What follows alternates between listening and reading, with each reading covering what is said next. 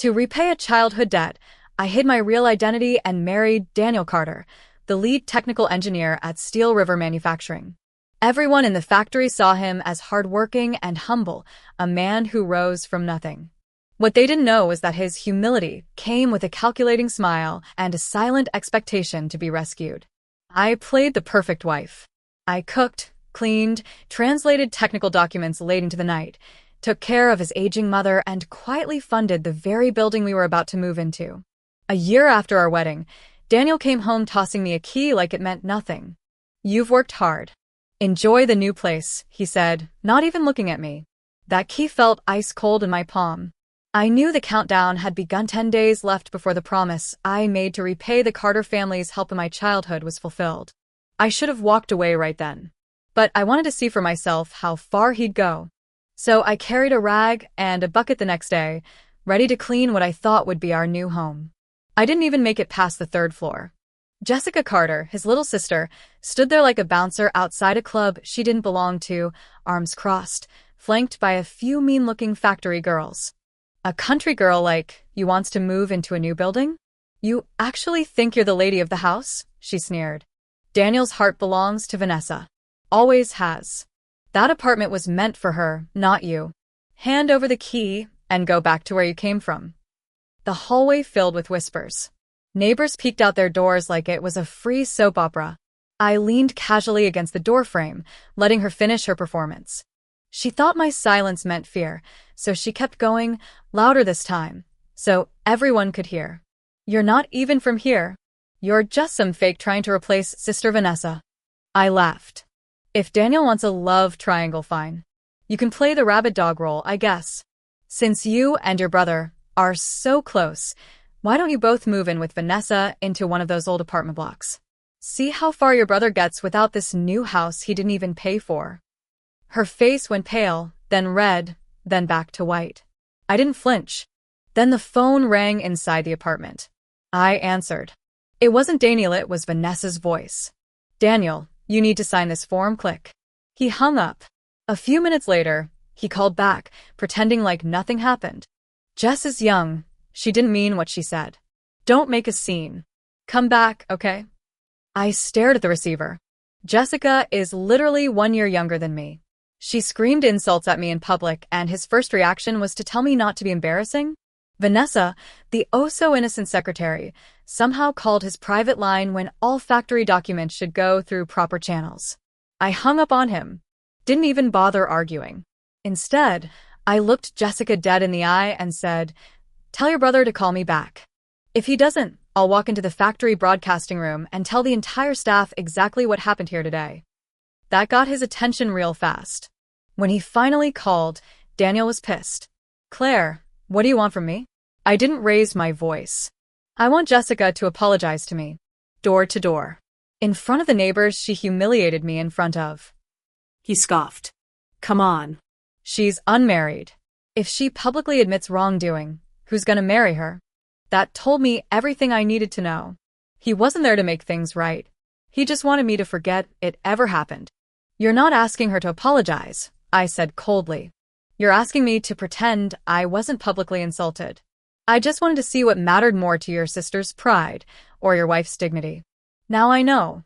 That night, he came to the factory guest house I had moved into. He brought me a can of yellow peaches, my favorite. Thought a snack would fix everything. "Come on, Claire. That place got assigned randomly." Jess was just upset. "You're overreacting." I didn't even look at him. "Where's her apology?" He sighed. "I've scolded her already. Isn't that enough?" I stared at him. "She called me trash in front of half the factory. You don't get to decide what's enough."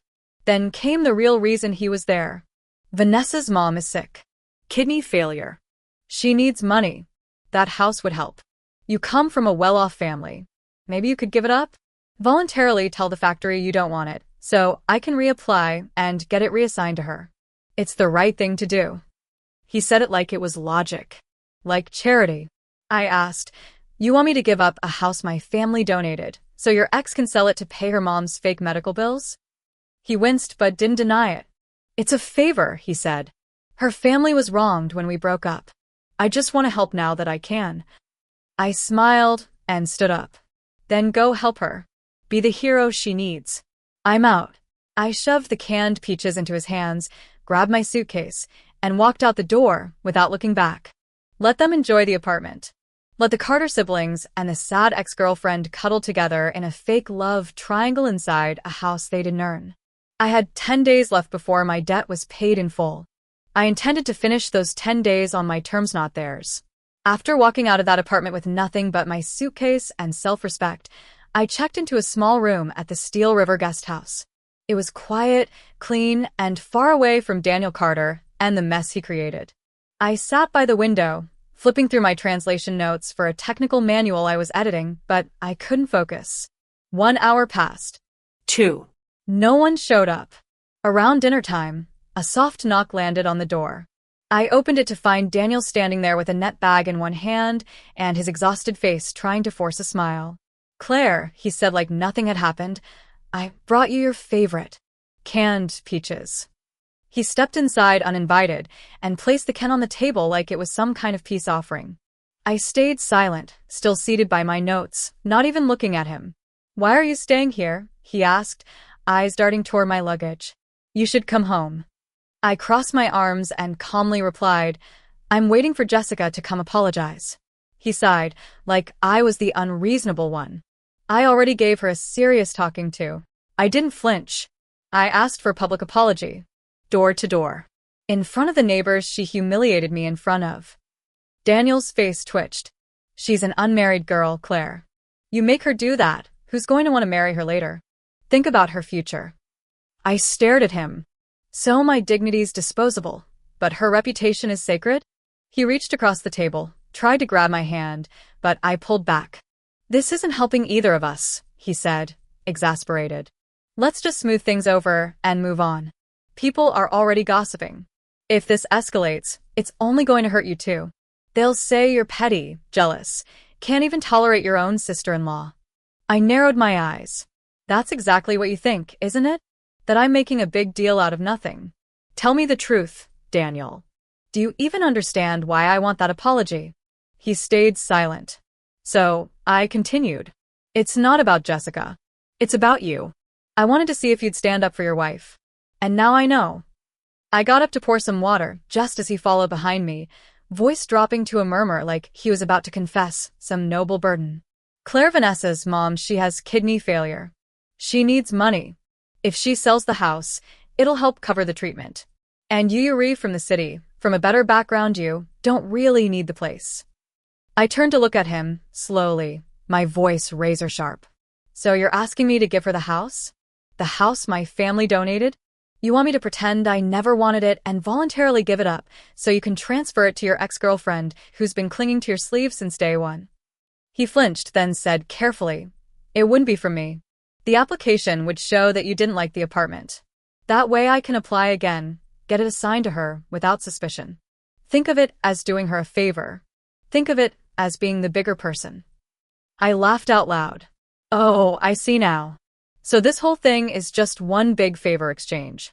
Her family suffered when you two broke up, so now you want to make it up to her by sacrificing your current wife? You want to help her? Then do it without dragging me into your personal guilt trip." I picked up the canned peaches and dropped them in his arms like they were poisoned.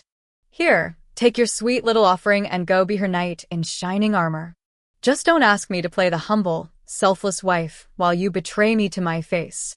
I slung my bag over my shoulder and walked out. The hallway lights flickered above as I left him standing there alone, gripping the can, looking like the fool he'd become. I didn't go to the dorm. I didn't go back to the apartment. I went homito, my real home. The one in the city where my family actually respected me. 2 days later, the gossip had made its way to my mother's ears. Apparently, Daniel Carter had generously given up his new apartment to help his poor ex-girlfriend and her sick mother. The entire Steel River plant was praising him as some paragon of loyalty and kindness. They said I was blessed to be married to such a selfless man. My mom almost dropped the phone in rage. "Is this what you've been putting up with all year?" she snapped. I couldn't answer. I sat on the patio with a Russian dictionary open in my lap, staring at the same word for 5 minutes straight. On the third afternoon, Daniel came to my dad's staff compound. I was helping Mrs. Harris sort yarn under the grape trellis. He looked thinner, more tired than before, like he hadn't slept. "Claire," he said, "I've been looking for you everywhere." I ignored him and continued winding yarn. "Let's talk. Just 5 minutes." I booked a room at Liberty Inn for tomorrow night. A private room. Vanessa and Jessica will be there too. I want you to come. I looked up slowly. "A family dinner?" "Not a family dinner," he corrected. "Just a chance to talk. End the drama. Let people stop whispering." I put the yarn down and asked, "You want me to go, sit across the table from them, and what? Toast Vanessa for getting the apartment? Apologize to your sister for not quietly taking the humiliation?" "No," he said quickly. "That's not it. I just want things back to normal. You manage the house well. My mom likes you. We can go back to being stable. Isn't that what we both wanted?" My fingers clenched around the yarn. I thought about all the nights I ironed his shirts, packed his lunch, rubbed his mother's arthritic knees, stayed up proofreading his reports. And now, all I was to him was someone who kept things stable. "Fine," I said with a tight smile. "What time?" 7 o'clock. Liberty Inn. "Thank you, Claire." He looked genuinely relieved, as if I had finally come to my senses. But in truth, I just wanted to see what kind of performance they had planned next. Let's see who they really are when the curtain rises. And this time, I'd make sure the entire factory saw the show. The next afternoon, just as I stepped outside the family compound on my way to Liberty Inn, I heard a commotion near the Steel River factory gate. A crowd was already forming, workers spilling out like someone had yelled free snacks, but instead of snacks, it was drama, messy, and public. A guy on a bike flew past me yelling, "Come watch. Section Chief Carter's sister is calling out his wife with a loudspeaker." I should have walked away. I should have gone straight to the dinner. But I didn't. I turned and made my way toward the factory gate, heels echoing on the pavement like I was entering a courtroom instead of a street circus. And there she was, Jessica Carter, standing on top of a wooden crate with a bright red megaphone in hand, yelling like her life depended on it. "Everyone listen up," she cried dramatically. "Some rich city girl thinks she can step all over hardworking families like ours just because her daddy donated a building. My brother Daniel gave up that apartment out of kindness for Vanessa's sick mom, but this woman, this so-called wife, forced him and me to apologize and humiliated us in front of the entire factory." I swear I felt my blood freeze. People murmured around me. Some shook their heads. Others whispered, "Isn't that Daniel's wife? She looks so calm, scary calm." I stayed quiet, hidden just behind the last row of workers. Jessica kept going, milking every ounce of fake injustice. She called my brother a leech and me a vicious dog. Just because we come from a working-class family, she thinks we're beneath her. Is that fair? Then the kicker. My brother earned that house with his hard work. And what did she do? Marry into it. The crowd exploded. Shouts of shame and "what a horrible woman" rang through the air. Someone actually spit on the sidewalk. And then, right on cue, like she was entering Act 2 of a bad soap opera, Vanessa Blake arrived. She looked like she hadn't eaten in days, wearing a faded blue factory jumpsuit, flanked by 2 co-workers who held her up like broken royalty. Her voice trembled. "Please, please don't blame Claire. It's all my fault. I should never have let Daniel get involved. I shouldn't have caused problems between them. I'm the one who needs to leave. I don't need the apartment. I don't need anything." Then she collapsed to the ground like she'd rehearsed it in front of a mirror. Gasps everywhere. "Call the nurse. Somebody help her. That poor girl." And just like that, I was the villain of the day. The crowd turned on me as if they'd just realized the witch was standing among them. And to top it off, out came Daniel's young apprentice, the same one who used to greet me with Mrs. Carter and pretend to be respectful. He shoved his way through the crowd, smug as ever. "Ma'am," he sneered, "Daniel's waiting for you at Liberty Inn. He said to tell you to stop causing scenes and come apologize to Vanessa and Jessica. Don't make him look bad in front of the whole factory." I looked at him. Really looked. The boy had no clue he was about to witness the prelude to an execution. I turned on my heels and walked not to Liberty Inn, but across the street toward the factory's administrative building. "Hey," "Where are you going?" he shouted behind me. "To settle things the right way," I said without looking back. I climbed to the third floor and walked straight into the office of Director Robert Greene's secretary. "Can I help you?" she asked politely. "Yes," I said, calmly and clearly. "Tell Director Greene that Claire Bennett from the Bennett Foundation is here to discuss the donation partnership and the employee housing project." Her face dropped instantly, like someone had hit pause on her entire day. "Also," I added, "please inform him that my father is currently reconsidering our foundation's planned investment in the steel plant's technical innovation project due to concerns about leadership conduct and team ethics." Her hands trembled as she knocked on the meeting room door. Moments later, Director Greene burst out, smiling stiffly like a man suddenly reminded where his paycheck came from. He personally poured water into a chipped enamel cup and invited me to sit, but I ignored the cup and began reciting the events of the afternoon like I was reading a legal report. "First," I said, "Jessica Carter used a loudspeaker to publicly slander and defame my character at the factory gate. Second, Vanessa Blake faked weakness to manipulate public opinion and escalate the situation. Third, Daniel Carter, my legal husband, not only allowed this harassment, but demanded I apologize to my harassers. I believe this reflects directly on his capability as a manager and representative of the factory." I let it sink in. Then I added, "Our foundation invests in people who lead with integrity, not men who hide behind women to manipulate their personal agendas." Right then, the office door slammed open.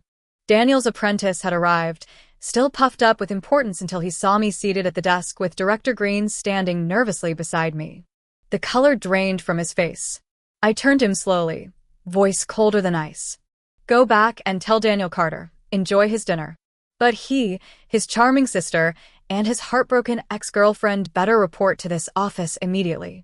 Director Greene didn't miss a beat. He grabbed the phone and barked into it like his job depended on it, which, honestly, it did. "Daniel Carter, I don't care if you're eating steak or sipping soup. You have 3 minutes to get your ass and your sister into my office, or you can clean out your damn locker. Do you hear me?"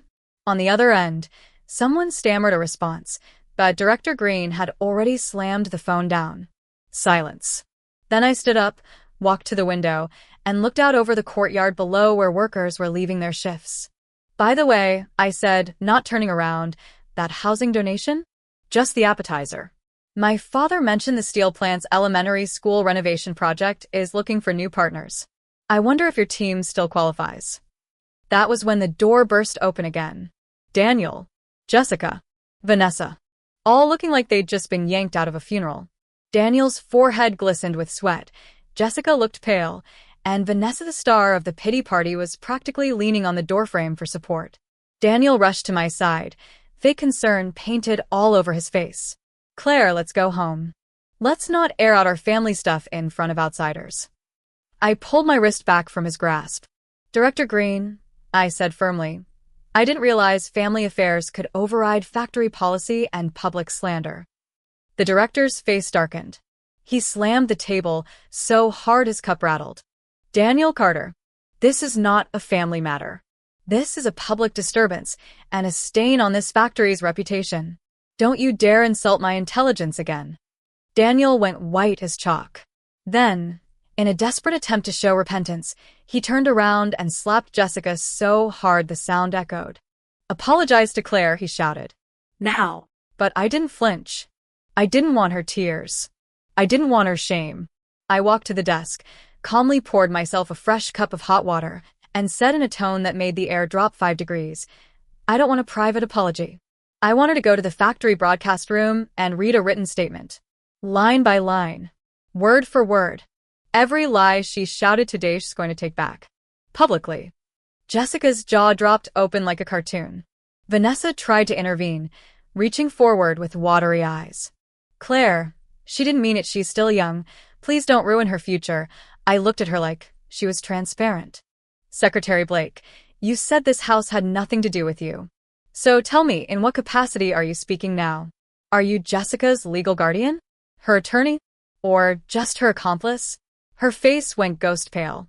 And for the first time, Director Greene's eyes snapped to her, suspicion replacing sympathy. That was when Daniel Carter finally understood. This wasn't some wife being emotional. This was Judgment Day, and I was the one swinging the gavel. Jessica's mouth was hanging open wide enough to catch flies, and for once in her loud, obnoxious life, she had no words.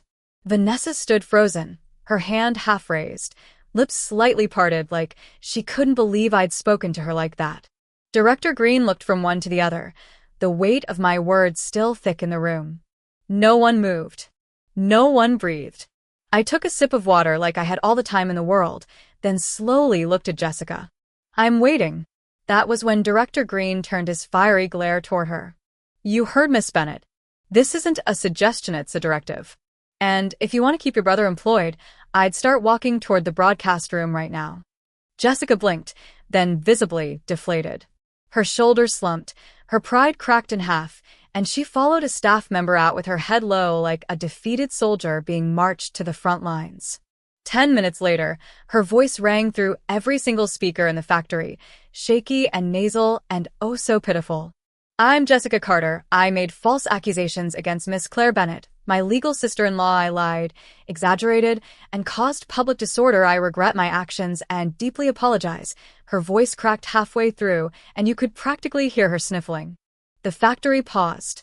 People gathered in groups of 2s and 3s around the speakers, listening like it was the juiciest factory gossip in years. Laughter erupted in some corners. "Didn't she call her a spoiled city girl yesterday? Now she's reading an obituary for her own reputation," someone joked. Another voice chimed in. "She said Claire didn't belong here. Now she's apologizing through a loudspeaker like a drama queen. Karma's real." When it ended, the factory issued a formal disciplinary notice. Daniel was officially stripped of his title as technical section chief. He wasn't fired yet, but he was demoted and placed under observation. The new apartment was repossessed. The one they'd been fighting over? Gone. Vanessa, who just played the saint in public, was quietly reassigned from the office to the foundry, the dirtiest, hottest, most labor-intensive department in the entire factory. Word spread fast. No one dared to sit next to her, not even to hand her a cup of water. She became a walking cautionary tale. Just when I thought that was the end of it, I received a call. A woman, voice low and a little panicked. "Is this Claire Bennett?" she whispered. "That thing about her mom's kidney failure, it's a lie. Her mom's fine. Just last week she got into a fight over a row of vegetables and threatened to rip someone's hair out. There's nothing wrong with her kidneys." I thanked the woman, hung up, and without hesitation, went straight to the old apartment complex where Vanessa lived. Before I even reached her door, I heard shouting from the courtyard. "Whose nasty pants are dripping water on my quilt again? Are you blind?" I looked over. A plump woman in a hideous floral shirt was yelling at a neighbor, hands on hips, ready to start swinging. That was Vanessa's mother, the woman supposedly on her deathbed. Her voice was louder than Jessica's megaphone. I pulled out the small recorder I'd borrowed from my dad and hit record. The next morning, I walked into the union office and placed the tape on Mr. Alan Ross's desk. He was already grim-faced, probably thinking he'd seen it all this week. "Chairman Ross," I said smoothly, "Vanessa Blake has clearly suffered greatly caring for her sick mother. I think we should honor her sacrifice with a charity fundraiser. Perhaps even a newspaper feature." Then I pressed play. The audio filled the office with high-pitched shrieking about dirty laundry, vegetable disputes, and who owed who half a bucket of well water. Chairman Ross's face went through 5 stages of grief. By the end, he was gripping the edge of the desk like it might fly away. "We'll handle it," he said hoarsely. 3 days later, another notice was pinned on the bulletin board. Vanessa was charged with falsifying hardship claims and moral misconduct. She was transferred permanently to the foundry. No cushy office job. No fake pity. Just heavy tongs, molten metal, and coworkers who didn't buy her innocent act for a second. Word was, she cried the first day. Cried the second day. On the third, someone handed her a pair of iron tongs and said, "This pen don't work here, princess." She burned her hand by the end of the week. And just like that, karma wrote the final chapter. Daniel, of course, heard everything. He stormed into the factory office like a man possessed, grabbed Vanessa by the wrist as she was packing up her things and screamed, "You lied to me. You ruined me." She yanked her arm back and screamed right back. I lied to you? If you weren't such a worthless coward, I wouldn't have had to. You couldn't even protect your own wife. What kind of man are you? They fought like rabid dogs in front of everyone, swearing, spitting, dragging each other through the dust. And whatever thin thread of dignity they had left, it snapped. And then I did what I should have done months ago. I filed for divorce. When I signed the papers, the scratch of the pen was the most satisfying sound I'd ever heard. The court ruled in my favor. No property division. Daniel was officially the party at fault. That night, he waited outside the family compound, his shirt dirty, his face hollow, hair greasy, and clinging to his forehead. He dropped to his knees when he saw me. Literally. Just collapsed on the concrete like he was filming a tragic romance scene. Claire, I was wrong. I was really wrong. Vanessa lied. She used me. You're the one I love. It's always been you. Please give me one more chance. We can start over. The neighbors opened their windows to watch. I didn't say a word. I walked back inside and looked at Mrs. Harris, who was shelling peas. Would you mind helping me out? Without asking, she grabbed the foot basin in the corner, walked to the balcony, and poured the lukewarm water right over Daniel's head. He gasped, dripping and shivering, soaked in rejection and regret. I stepped up beside her, leaned on the railing, and looked down at him. Daniel Carter, stop pretending. You never loved me. You loved what my family gave you. You wanted the new apartment, the title, the secure life. Well, guess what? I am taking it all back. With my own 2 hands. His sobbing stopped. His shoulders slumped. His knees stayed on the pavement.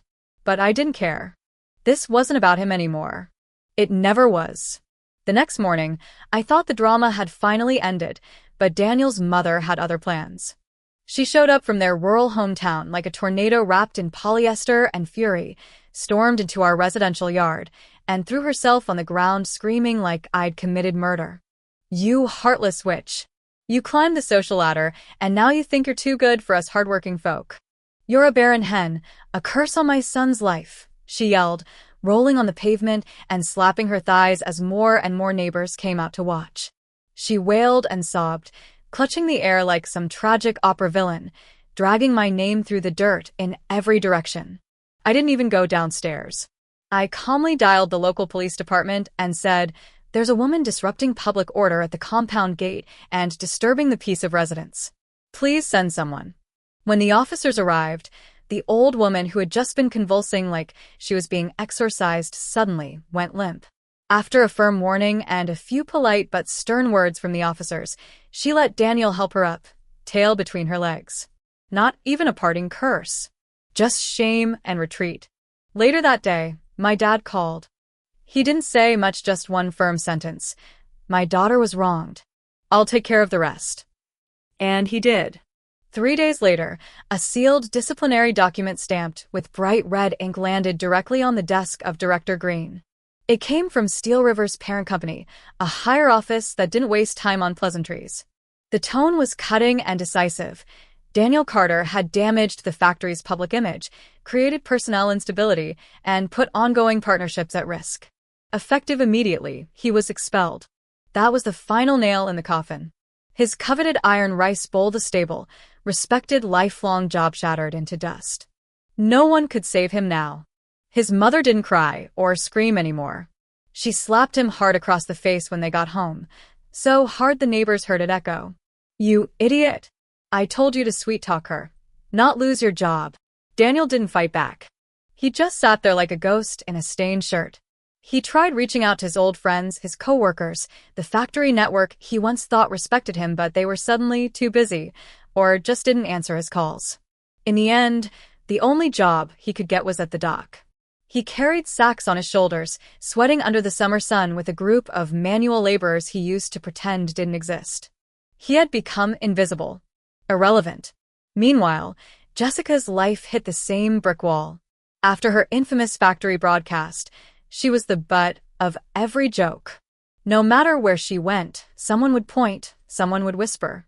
She tried pulling strings to get a position in the factory cafeteria, nice, clean, and air-conditioned, but the supervisor didn't even look up.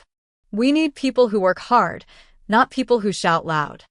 Within 2 months, her parents arranged a marriage for her. The groom? A pig farmer from the outskirts of town, 10 years older, with 2 kids and a dead wife. When he met Jessica for the first time, he spat out a blade of grass from his mouth, looked her up and down, and grunted. She's got wide hips. Good for birthing. The deal was done. As for Vanessa Blake, her sweet little victim act didn't last a full month in the foundry. The women in that workshop were tough, unforgiving, and not the least bit charmed by her fake innocence. The work was hard, dirty, and dangerous. Vanessa couldn't lift the tools, couldn't move the molds, couldn't handle the heat. On the 4th day, she burned the back of her hand. The scar was deep and ugly. She tried crying, but no one gave her a tissue. Eventually, she was forced to return to her hometown with that deathly ill mother of hers. But the day I visited their place, it wasn't her hand that caught my eye, it was her luggage. Empty. Scattered. Torn open and thrown in the yard like unwanted trash. Her mother screamed at her from the porch. You went to the city to find a rich husband and came back looking like this? What about the house for your brother's wedding? You ruined everything. I heard through the grapevine that her mom took a bride price of $300 and married her off to a drunk who lived on the far edge of the village. A year later, while shopping for watches at the new downtown department store with a client, I bumped into them. Daniel was wearing a security uniform that hung off his now skinny frame like a costume 2 sizes too big. His face was sunken, lifeless. He was yelling at a beggar woman holding a child. Get out. You think this is a place for you? Get out.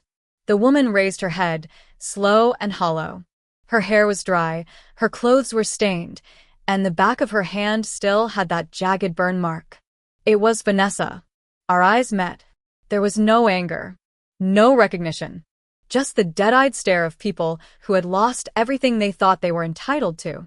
Daniel recoiled like he'd been slapped, quickly turning away, adjusting his collar like nothing had happened. My client, Ethan Miller, saw me pause. You okay? He asked gently. I took his arm, smiled, and said, let's go see the watches. And I never looked back. Who they were, what they became, was no longer any of my concern. After all the paperwork, all the court hearings, all the shouting and crying and disgrace, I was free. On the day the final court decision came down, I sat by the window proofreading a technical drawing in Russian, the rain tapping gently against the glass. My father called, his tone light but steady. It's done. He tried to contest the divorce terms and ask for property, but the judge rejected him. His fault, his loss.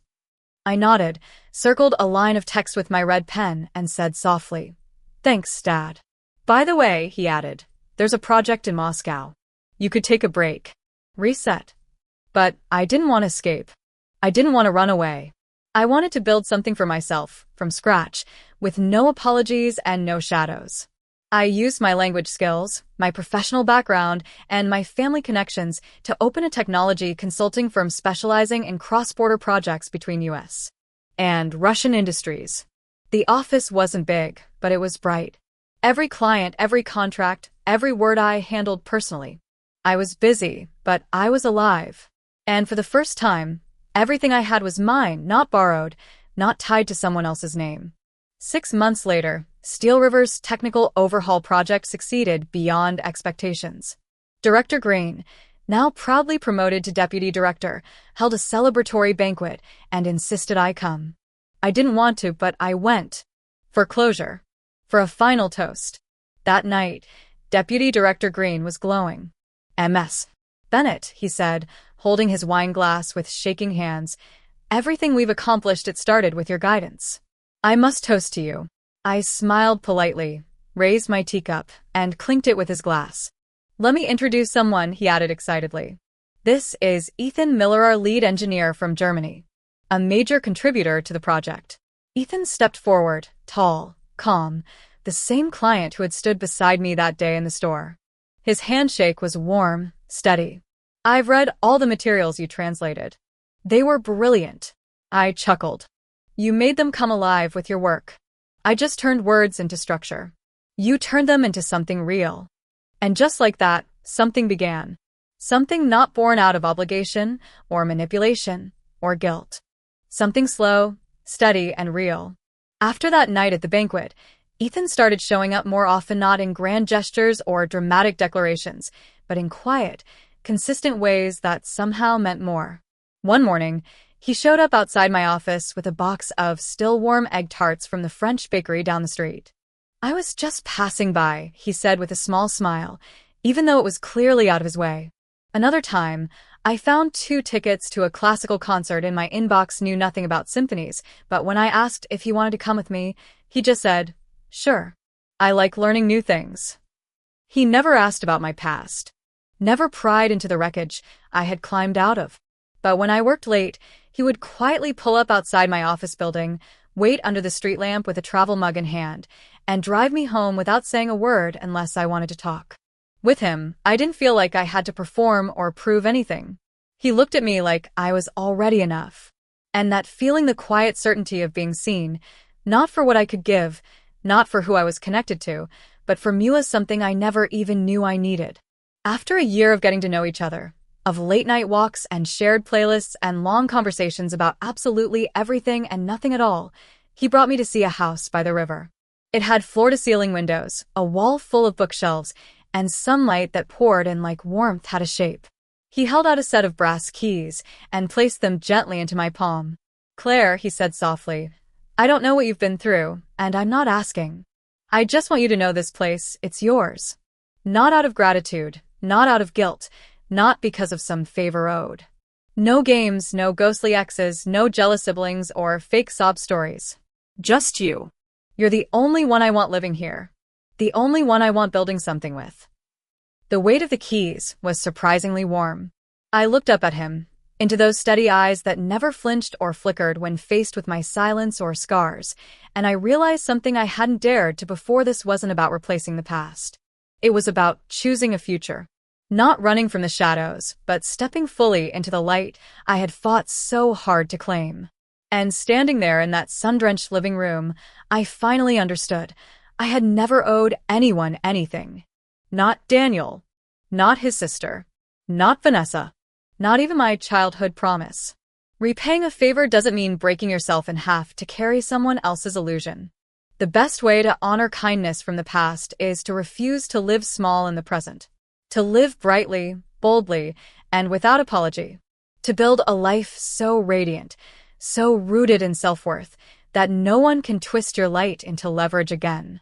And as Ethan pulled me into a hug that felt like home, I knew I had done exactly that. The factory? It moved on. People came and went. I occasionally passed by the area and caught whispers about the infamous broadcast, the girl who got herself demoted, the engineer who fell from grace. But they were echoes now. Distant. Powerless. Daniel? He stayed at the bottom. The last time I saw him, he was guarding the exit of a discount department store, eyes hollow, watching other people live the life he had thrown away. Vanessa was with him, carrying a baby with the same lifeless look she once wore when she fainted for sympathy. They didn't look at me. Maybe they didn't even recognize me anymore. And that was fine. I didn't need closure from them. I didn't need an apology. My revenge wasn't loud. It wasn't cruel. It was clean. It was the sound of my heels clicking down a corridor I owned, the feel of signing a contract I negotiated, the sight of my name engraved on the office door of a company I built with my own 2 hands. It was the laughter I shared with Ethan over burnt pancakes, and the way he always reached for my hand like it was a habit. It was the softness of Sunday mornings and the stillness of knowing I didn't have to fight anymore to be respected, to be loved, to be free. My name was never supposed to be forgotten. And now it never would be. Because I had taken back everything that was mine.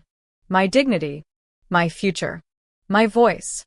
And I used it to write a life that no one else could ruin.